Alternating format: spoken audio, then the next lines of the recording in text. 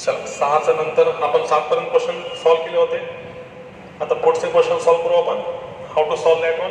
बघा question number 7 आणि question number 8. तर सर्वात पहिले क्वेश्चन नंबर 8 कडे जाऊ आपण. क्वेश्चन नंबर 8 मध्ये काय सांगितलं बघा. a of -2 3 4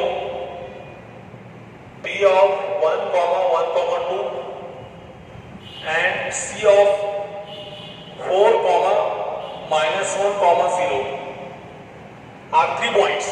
हे 3 पॉइंट दिलं.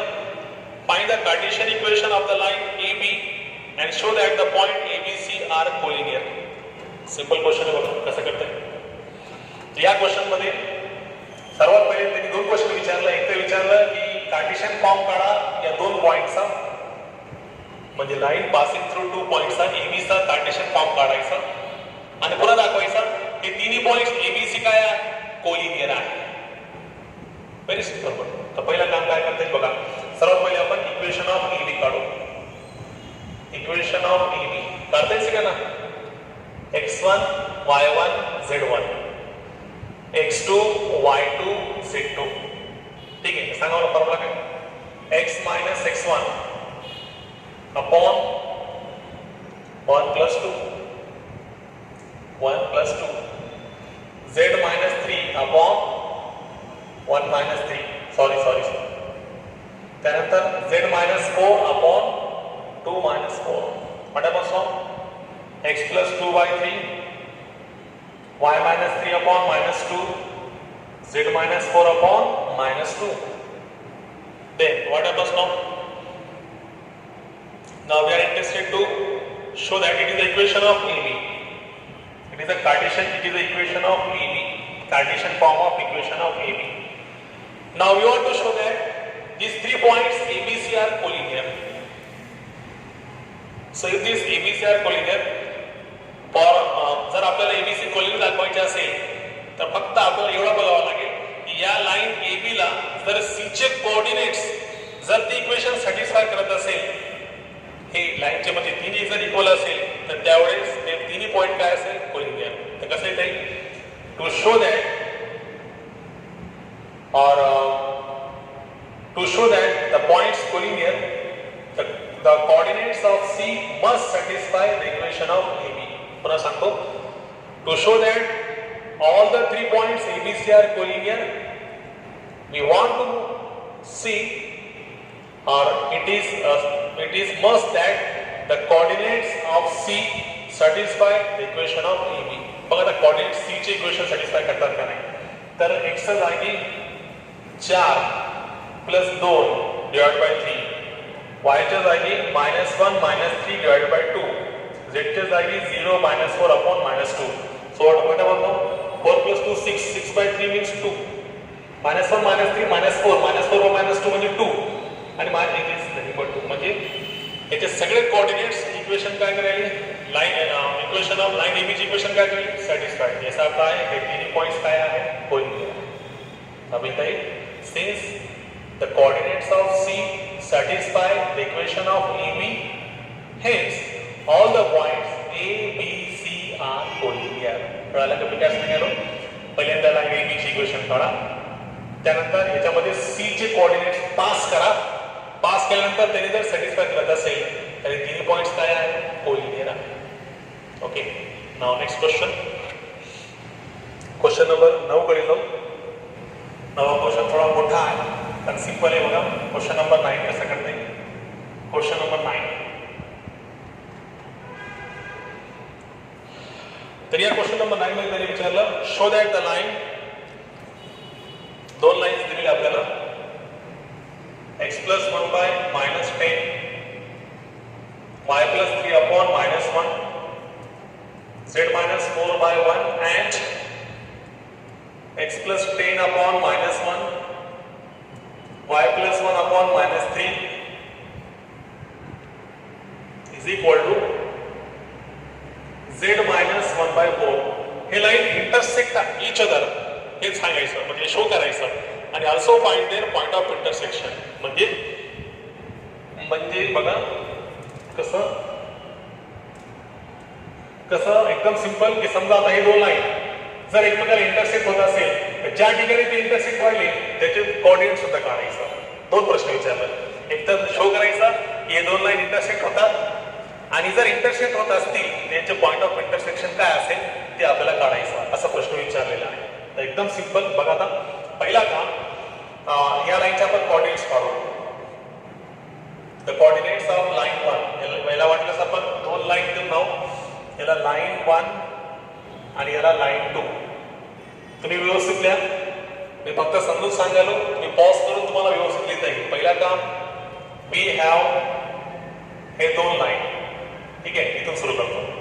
Line 1 line 2. त्यानंतर the coordinate of line 1 is. तर मला सांगा तुम्हाला याचे कोऑर्डिनेट्स काढता येईल का सगळ्यांना? हो. x plus 1 upon minus 10, y plus 3 upon minus 1, z minus 1 upon 4 is equal to lambda करून कोऑर्डिनेट्स काढता येईल. सांगा बरं काय कोऑर्डिनेट भेटणार? कसं भेटणार कोऑर्डिनेट्स? -10 लॅम्बडा. बघा मी इथे कोपऱ्यात दाखवतो कसं. हे बघा हे असं झालं. -10 is equal to लॅम्बडा. तर कसं झालं असेल? हा मायनसचा 10 लॅम्बडा, हा प्लसचा 1 तिकडे गेलं तर -1 -10 लॅम्बडा असं. त्याच्यामध्ये एक्सचा कोऑर्डिनेट भेटणार. The coordinates of line 1 is direct लिहू का मग? बघा -1 -10 लॅम्बडा मायनस लॅम्बडा मायनसचा 3 लॅम्बडा प्लसचा 4. ओके, याला इक्वेशन नंबर 3 लॅम्बडा प्लस 4. त्यानंतर coordinates of line 2. The coordinates of line 2 are. बोला तर कसं करते? डायरेक्ट सांगा बरं. coordinates of to line same equal to lambda करू. मायनस लॅम्बडा -10 और -10 लॅम्बडा. ठीक आहे, याच्यामध्ये सुद्धा तुम्हाला व्यवस्थित जाईल. बघा -10 लॅम्बडा -1 बघा पहिल्यांदा. -10 लॅम्बडा -1 लॅम्बडा -3 लॅम्बडा प्लस 4. त्याप्रमाणे -lambda -10 -3 lambda -1 4 lambda plus 1. Now these are the coordinates of line 1, these are the coordinates of line 2. So line 1 and 2 are intersect only when line 1 आणि 2 केव्हा इंटरसेक्ट होणार? जेव्हा the coordinates of 3 and 4 are equal. म्हणजे हे जर equal होत असेल काही व्हॅल्यूज लॅम्बडा आणि म्यू साठी तर लाईन काय होणार? इंटरसेक्ट होणार. तर बघा आता कोऑर्डिनेट्स ऑफ दिस 3 and 4 कसं दिसते तुम्हाला? द लाईन इंटरसेक्ट और if there exist some value of lambda and mu. तर बघा ना कसं कळालं की तर काय असतं? 3 आणि 4 काढले, मला थोडं प्रोसाईज आहे त्यामुळे सांगायला. लाईन 1 चे कोऑर्डिनेट्स काढले, इक्वेशन नंबर 3 नाव दिलं. लाईन 2 चे कोऑर्डिनेट्स काढले, इक्वेशन नंबर 4 दिलं. आता आपला म्हणणं काय की लाईन इंटरसेक्ट कधी होणार? जेव्हा the coordinates of 3 and coordinates of 4 म्हणजे coordinates of line 1 are equal to coordinates of line 2 जर इक्वल असतील काही व्हॅल्यूज लॅम्बडा आणि म्यू साठी, तेव्हा ते एकमेकाला काय होणार? इंटरसेक्ट होणार. काहीतरी व्हॅल्यू असेल ना लॅम्बडा म्यूचे, ते व्हॅल्यू जर त्याच्यामध्ये ठेवलं आणि ते दोन्ही सॅटिस्फाय झाले तर लाईन काय होणार? इंटरसेक्ट होणार. तर इथे तुम्हाला कसं येता येईल? The lines are intersect when the coordinates of line 3 coordinates of equation 3 and 4 are equal. तर यामुळे आपण त्यांचे कोऑर्डिनेट्स इक्वल करू. तर बघा आता -10 इथे जागा घेईल का? याला पुसू मी, खाली दिसेल ते तुम्हाला बघा. -10 lambda -1 lambda -3 lambda plus 4 is equal to -10 lambda -3 lambda -1 comma 4 lambda plus 1. Okay, so if these coordinates are equal then the line intersect. तर ते इक्वल कधी असतील तेव्हा आपल्याला लॅम्बडा आणि म्यूची किंमत भेटेल. तर आपण एक काम करू, हेही बरोबर आहे. तर आपण याच्यामध्ये याला दोन्हीमध्ये लॅम्बडा लॅम्बडा व्हायला बरोबर आहे. याच्यात सुद्धा लॅम्बडा घेतलं, याच्यात सुद्धा लॅम्बडा घेतलं तर कन्फ्यूज होईल नेमकं कोणतं काय. त्यामुळे याच्यासाठी आपण थोडं नाव चेंज करू. लॅम्बडा 1 पण घेऊ शकतो आपण किंवा एकदमच डिफरंट घेऊ म्हणजे काय म्यू. तो जर असा म्यू घेतलं तर फक्त फरक काय भेटणार, लॅम्बडाच्या जागी म्यू. हे फक्त कशासाठी करतो, for avoiding the confusion avoid करण्यासाठी. दिस पण हे बरोबर आहे. लाईन 2 चे कोऑर्डिनेट्स घेतले आपण म्यू मध्ये, हा म्यू आणि हा म्यू. तर बघा these two are intersect only when जर हे इक्वल असेल एकमेकाला. -10 लॅम्बडा -1 इज इक्वल टू याचा फर्स्ट कोऑर्डिनेट -10 मायनस म्यू. त्यानंतर दुसरा काय भेटणार सांगा, मायनस लॅम्बडा -3 म्यू -1 आणि lambda plus 4 is equal to 4 mu plus 1. असे 3 इक्वेशन भेटतील. समजलं का मी काय सांगालो? एकदम सिंपल क्वेश्चन आहे. पहिले कोऑर्डिनेट्स काढले लाईन 1 चे, त्याला इक्वेशन नंबर 3 नाव दिलं. कोऑर्डिनेट्स काढले लाईन 2 चे, इक्वेशन नंबर 4. आता मी याच्या पुढे बरेच मुलांना अडचण नाही असं वाटतं मला. तर लाईन कधी इंटरसेक्ट होणार, जेव्हा या दोघांचे कोऑर्डिनेट्स एकमेकाला काय असतील इक्वल. ते पण कसे, याचा पहिला कोऑर्डिनेट इज इक्वल टू याचा पहिला कोऑर्डिनेट, याचा दुसरा कोऑर्डिनेट इज इक्वल टू याचा दुसरा कोऑर्डिनेट आणि तिसरा इज इक्वल टू तिसरा. असे जर इक्वल असतील आणि याला जर आपण सॉल्व्ह करून लॅम्बडा आणि म्यूची किंमत काढली आणि त्यांनी जर हे इक्वेशन सॅटिस्फाय केले तरच लाईन इंटरसेक्ट. आणि जर तो इक्वेशन सॅटिस्फाय करत नसेल किंवा इक्वेशन इनकन्सिस्टंट आले तर ते इंटरसेक्ट होणार नाही. आपण ऑलरेडी नाही सांगितलं इंटरसेक्ट आहे, आपण कंडिशन काय सांगितली की हे लाईन इंटरसेक्ट आहे कधी, जेव्हा या दोन लाईनचे कोऑर्डिनेट्स इंटरसेक्ट इक्वल असतील काहीतरी व्हॅल्यूज लॅम्बडा आणि म्यू साठी. त्यांनी जर इक्वेशन सॅटिस्फाय केली तरच ते काय होणार इंटरसेक्ट. आणि जर त्यांनी व्हॅल्यू सॅटिस्फाय नाही केलं तर लाईन कशी असतील, डू नॉट इंटरसेक्ट. समजून घ्या. तर आपल्याकडे या शेअरला थोडा लॅम्बडा आणि म्यू मध्ये मी व्यवस्थित येतो बघा. -10 lambda plus mu is equal to -10 plus 1. -10 lambda plus mu is equal to -9 म्हणजे मला आला 10 lambda minus mu is equal to 9. कळालं का काय केलं मी? या इक्वेशनला मी सॉल्व्ह केला व्यवस्थित. लॅम्बडा आणि म्यूचा फॉर्म मध्ये आणला. -7 इकडे आला तर +7 म्यू, -7 तिकडे गेलं तर +7 आणि हे लॅम्बडा आणि म्यू मध्ये इक्वेशन आली. तसं मला हे बाकीचे 3 न करता येईल. बघा याला मी थोडा पुसतो कारण तुमच्याकडे पॉज करून तुम्हाला ते लिहिता येतो. मग आता पहिला फॉर्म काय आणला मी, इथे याला पण पुसतो, इथे सॉल्व्ह करतो. या इक्वेशनला मी सॉल्व्ह केलं. -10 लॅम्बडा मायनस म्यू हे पहिला. याला जसं सॉल्व्ह केलं -10 lambda mu -10 plus 1 plus mu -9 मायनसने मल्टिप्लाय केलं.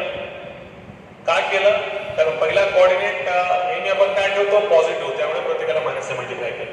या रिलेशनला सॉल्व्ह करू. -, Lambda plus 3 mu equal to -1 plus 3. तर मायनसचा lambda plus 3 multiply by minus lambda -3 mu is equal to -2. हे दुसरा. पुन्हा आता मी तिसऱ्याला सॉल्व्ह करतो.